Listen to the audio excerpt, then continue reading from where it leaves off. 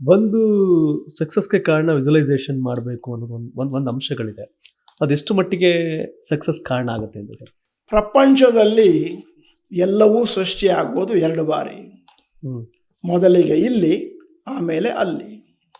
ಇಲ್ಲಿ ಆಗದಿದ್ದರೆ ಅಲ್ಲಿ ಆಗೋದಿಲ್ಲ.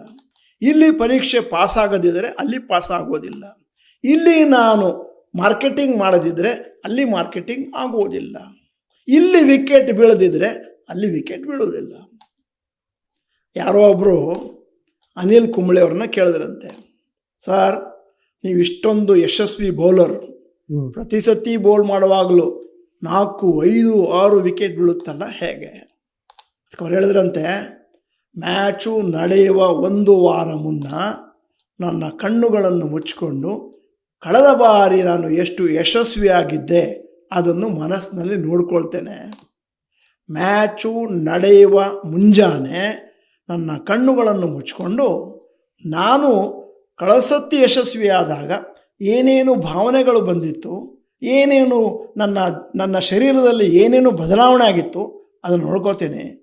ಬಾಲು ಹಾಕುವ ಮುಂಚೆ ನನ್ನ ಮನಸ್ಸಿನಲ್ಲಿ ಆ ಕಡೆಯಿಂದ ವಿಕೆಟ್ಟು ಉರುಳಿ ಹೋದಂತೆ ಊಹಿಸಿಕೊಳ್ಳುತ್ತೇನೆ. ವಿಕೆಟ್ಟು ಉರುಳಿ ಹೋಗುತ್ತದೆ. ವಿಜುವಲೈಸೇಷನ್ ನೀವು ಹಾಕಬೇಕಾದ್ರೆ ಆ ಕಡೆಯಿಂದ ಹಾಕಬೇಕಾದ್ರೆ ಅವನು 6 ಹೊಡಿತಾನೆ ಅಂತ ಯೋಚನೆ ಮಾಡಿದ್ರೆ ಆ ಥರದ ಬೌಲನ್ನೇ ಮಾಡ್ತೀರಿ ನೀವು. ಆ ಥರದ ಬೌಲೇ ಬರುತ್ತೆ, ಲೂಸ್ ಬಾಲೇ ಬರುತ್ತೆ ನಿಮ್ಮ ಮನಸ್ಸಲ್ಲಿ. ಆ ಥಾಟ್ಸ್ ಬಂದ ತಕ್ಷಣ ವಿಕೆಟ್ ತೆಗಿತೀನಿ ಅಂದರೆ ವಿಕೆಟ್ ತೆಗಿತೀವಿ. ವಿಕೆಟು ತೆಗೆಯುವುದನ್ನು ಕಲ್ಪಿಸಿದ್ರೆ ಹಾಗಾಗುತ್ತೆ. ಉದಾಹರಣೆ ಕೊಡ್ತೇನೆ. ಅನಿಲ್ ಕುಂಬ್ಳೆ ಅವರು ಒಂದು ಬಾಲ್ ಹಾಕಿದ್ರು. ಆ ಬಾಲನ್ನು ಪಾಕಿಸ್ತಾನದ ಇಂಜುಮಾಲ್ ಹಕ್ ಅವರು 6 ಹೊಡೆದ್ರು. ಮುಂದಿನ ಬಾಲನ್ನು ಹಾಕುವ ಮುಂಚೆ ಬೌಲರ್ ಅವರು ಏನು ಯೋಚನೆ ಮಾಡ್ತಾರೆ, ಈ ಬಾಲು ಕೂಡ ಬಹುಶಃ 6 ಹೊಡಿತಾನೆ ಅನ್ನುವ ಭಾವನೆಯೊಡನೆ ಮುಂದಿನ ಬಾಲನ್ನು ಹಾಕಿದಾಗ ಆ ಬಾಲು ಕೂಡ ಲೂಸ್ ಬಾಲ್ ಆಗಿರುತ್ತೆ, ಫುಲ್ ಟಾಸ್ ಇರುತ್ತೆ, ಲೆಗ್ ಸ್ಟಂಪ್ ಮೇಲೆ ಗ್ಯಾರಂಟಿ 6 ಹೋಗುತ್ತೆ. ಅದರ ಬದಲಾಗಿ ಅನಿಲ್ ಕುಂಬ್ಳೆ ಅವರು, ಅಂದರೆ ಉದಾಹರಣೆ ಕೊಡ್ತಿರೋದು, ಯಾವುದೇ ಬೌಲರ್ ಅವರು ಮುಂದಿನ ಬಾಲನ್ನು ಹಾಕುವ ಮುಂಚೆ ಕಣ್ಣನ್ನು ಮುಚ್ಚಿಕೊಂಡು ಯಾವ ರೀತಿ ನಾನು ಇದೇ ಥರ ಇಂಜುಮಾಲ್ ಹಕ್ ಅವರು 1999ನೇ ಇಸ್ವಿನಲ್ಲಿ ಡೆಲ್ಲಿಯಲ್ಲಿ ನಾನು 10 ವಿಕೆಟ್ ಪಡೆದಾಗ ಕಳೆದ ಬಾಲ್ನಲ್ಲಿ 6 ಹೊಡೆದರು, ಮುಂದಿನ ಬಾಲ್ನಲ್ಲಿ ಕ್ಲೀನ್ ಬೌಲ್ಡ್ ಆಗಿದ್ದರು ಅಂತ ಊಹಿಸಿಕೊಂಡು ಮುಂದಿನ ಬಾಲನ್ನು ಹಾಕಿದಾಗ ಒಳ್ಳೆಯ ಕ್ವಾಲಿಟಿ ಬರುತ್ತೆ, ಗುಡ್ ಲೆಂತು, ಕ್ಲೀನ್ ಬೌಲ್ಡ್ ಆಗ್ತಾರೆ. ಅಂದರೆ ಜಸ್ಟ್ ಯೋಚನೆ ಮಾಡಿ, ಬೌಲರ್ ಸನ್ನಿವೇಶ 1, ಬೌಲರ್ ಸನ್ನಿವೇಶ 2. ವ್ಯತ್ಯಾಸ ಏನು? ಮನಸ್ಥಿತಿ. ಯಾವ ಮನಸ್ಥಿತಿಯೊಡನೆ ಬಾಲನ್ನು ಹಾಕಿದ್ದೀರಿ, ಬಹಳ ಇಂಪಾರ್ಟೆಂಟು. ಇದನ್ನು ಇದು ಒಂದು ಉದಾಹರಣೆ ಕ್ರಿಕೆಟು. ಸೇಮ್ ಥಿಂಗ್ ನಮ್ಮ ಜೀವನ ಪರ್ಯಂತರ ಆಗುವಂಥದ್ದು. ಪಾಸಿಟಿವ್ ಆಗಿ ನಾನು ವಿಕೆಟ್ ತೆಗಿತೀನಿ ಇಲ್ಲ 6 ಹೊಡಿತಾನೆ ಅನ್ನೋದು ಹೊಡಿತಾನೆ. ಸೊ ತೆಗಿತೀನಿ ಅನ್ನೋ ಮನಸ್ಸು ಇಟ್ಕೊಂಡು ನಾವು ಬೌಲ್ ಮಾಡಿದಾಗ ವಿಕೆಟ್ ತೆಗಿಬೋದು ಅಂತ. ಅಂದರೆ ಲೈಕ್ ಇದೊಂದು ಎಕ್ಸಾಂಪಲ್. ನಾನು ಜೀವನದಲ್ಲಿ ಗೆಲ್ತೀನಿ, ನಾನು ಪಾಸ್ ಆಗ್ತೀನಿ, ನಾನು ಸಾಧಿಸ್ತೀನಿ, ನಾನು ಇವತ್ತು ಒಳ್ಳೆ ಮೂಡಲ್ಲಿದ್ದೀನಿ, ನಾನು ಇವತ್ತು ಒಳ್ಳೆ ಇದೆಲ್ಲ ಇರಬೇಕು, ನಾನು ಗೆಲ್ತೀನಿ ಅನ್ನೋ ಮನಸ್ಥಿತಿ ನಾನು ಬರಬೇಕಷ್ಟೇ. ಸಾಧಿಸ್ತೀನಿ ಅಂತಲ್ಲ, ಸಾಧಿಸಿದ್ದೇನೆ. ಆಗಿದೆ. Visualise the goals in successful completion ಅನ್ನುವಂಥದ್ದು ಒಂದು ಘೋಷವಾಕ್ಯ. Visualise the goals in successful completion. ಉದಾಹರಣೆ ಕೊಡ್ತೇನೆ. ನೀವು ಒಂದು ಇಂಟರ್ವ್ಯೂವಿಗೆ ಹೋಗಿದ್ದೀರಿ. ಇಂಟರ್ವ್ಯೂನಲ್ಲಿ ನಿಮಗೆ ಕೇಳಿದ್ರು, ನೀವು ಹೋಗೋ ಮುಂಚೆ ಬಹಳ ಭಯದಿಂದ ಹೋಗಿದ್ದೀರಿ, ವಾಟ್ ಈಸ್ ಯುವರ್ ನೇಮ್ ಅಂತ ಕೇಳಿದ್ರಿ. ನೀವು ಪ್ರದೀಪ್ ಅಂತಂದ್ರಿ, ಅವ್ರು ಗೆಟ್ ಔಟ್ ಅಂತಂದ್ರು. ಅವಾಗ ನೀವೇನು ಹೇಳ್ತೀರಿ? ಹೋಗೋ ಮುಂಚೆನೆ ಗೊತ್ತಿತ್ತು ನಾನು ಸೆಲೆಕ್ಟ್ ಆಗಲಿಲ್ಲ. ಅದೇ ಹೋಗುವ ಮುಂಚೆ 10 ಇಂಟರ್ವ್ಯೂನಲ್ಲಿ 9 ಸತಿ ಇದೇ ಥರತನಾಗಿದೆ. ಯಾವುದೋ ಒಂದು ಇಂಟರ್ವ್ಯೂನಲ್ಲಿ ನಿಮಗೆ ದೊಡ್ಡ ಸಕ್ಸಸ್ ಸಿಕ್ಕಿತ್ತು, ಅದನ್ನು ನೆನಪಿನಲ್ಲಿ ಇಟ್ಕೊಂಡು ಯಾವುದೋ ಒಂದು ಇಂಟರ್ವ್ಯೂಗೆ ಹೋಗಿದ್ರಿ ಅಂತ ಇಟ್ಕೊಳ್ಳಿ. ಆ ಇಂಟರ್ವ್ಯೂನಲ್ಲಿ ಇಂಟರ್ವ್ಯೂರ್ ನಿಮ್ಮ ಮೇಲೆ ಫೆಲ್ ಇನ್ ಲವ್ ಇದ್ಯು. ಹೇಳಿದ್ರು, ನೋಡಪ್ಪ ಪ್ರದೀಪ್, ಇಷ್ಟು ಚೆನ್ನಾಗಿ ನೀವು ಉತ್ತರ ಕೊಟ್ಟಿದ್ಯಾ, ಒಳ್ಳೆ ಕ್ಯಾಂಡಿಡೇಟು, ನನ್ನ ಪಕ್ಕದಲ್ಲಿ ಕೂತ್ಕೋ, ಬೇರೆಯವ್ರನ್ನ ಸೆಲೆಕ್ಟ್ ಮಾಡೋಣ ಅಂತ ಕೂರ್ಸೋದು ಇಟ್ಕೊಳ್ಳೋಣ.